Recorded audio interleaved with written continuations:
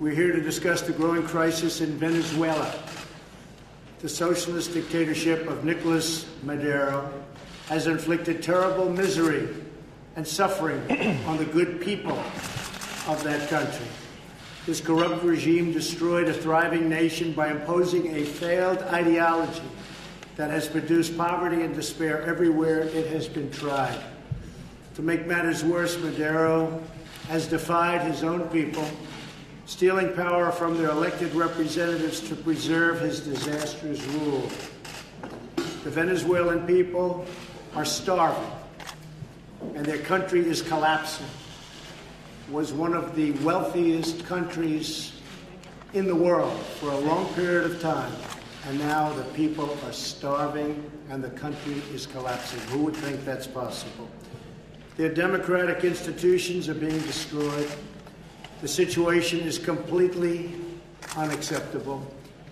As responsible neighbors and friends of the Venezuelan people, our goal must be to help them regain their freedom, recover their country, and restore their democracy. I'd like to thank the leaders in this room. We have some great leaders in this room.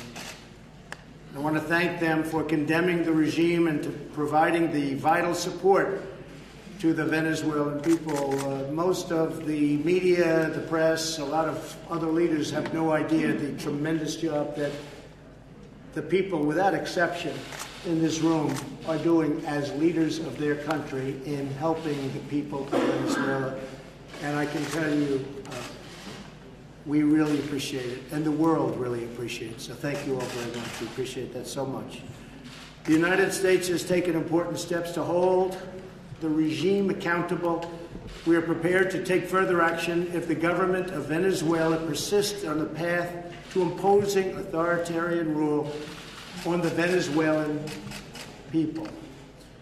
We're fortunate to have incredibly strong and healthy trade relationships with all of the countries gathered here today. They're doing very well with the United States. We want to try and change that a little bit so we can turn the tables just a little bit. You're doing very well. I congratulate you all. Nikki knows exactly what I'm saying, and Rex knows exactly what I'm saying. But we have great relationships, and we do great trade. Our economic bonds form a critical foundation for advancing peace and prosperity for all of our people and all of our neighbors.